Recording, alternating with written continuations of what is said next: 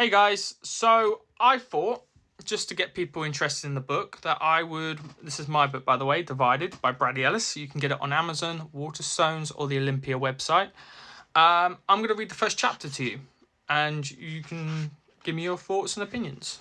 So let's go. It's a Monday morning in a little town called Paynton. A cold breeze floats through the streets like a breath been taken in the middle of winter, with people wrapped up warm in coats and scarves rushing into their buildings for warmth.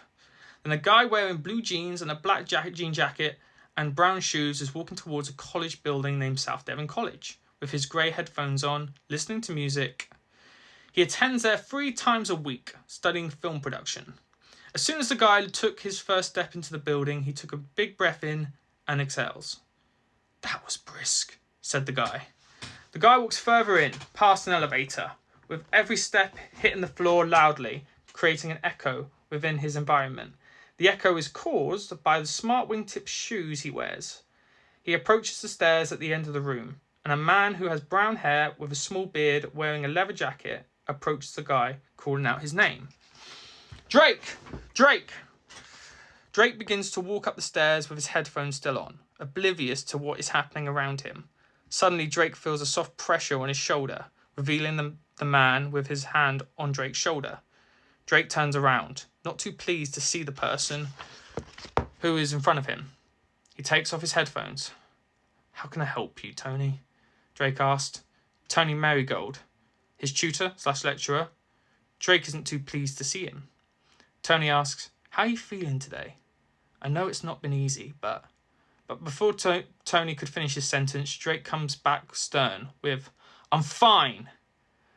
"Look, no one will judge you if you need more time," Tony replies, trying to reassure him, console him, all in one. But Drake comes back with, "I've had my time now. I need to get back to work."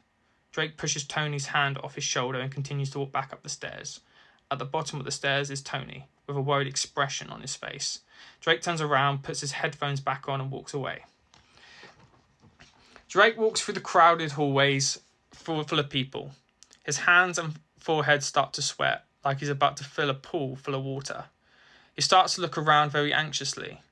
Drake can't handle social groups as it is, let alone with what's recently just happened to him. Drake freezes in his position, trying to process everything, and without him realising, a young lady with blonde hair and slim build, wearing blue shirt with a flower in the middle of it, and a black jacket, with a handbag by her side, appears in front of him, with a curious look on her face. "Drake!" He doesn't respond. He's oblivious to everything, like he's in a trance.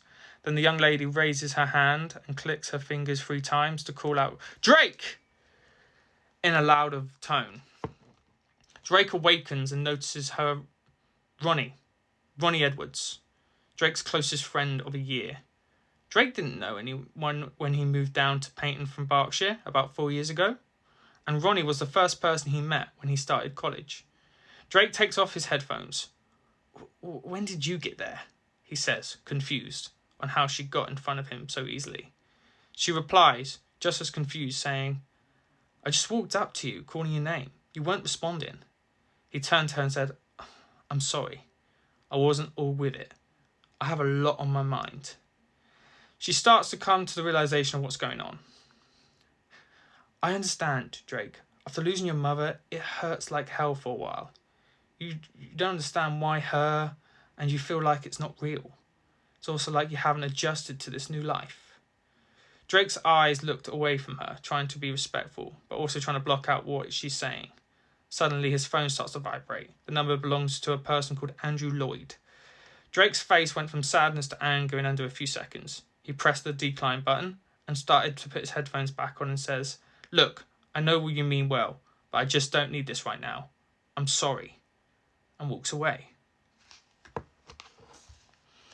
And that is the first chapter of Divided. You can purchase it now at Waterstones, Olympia website, or Amazon.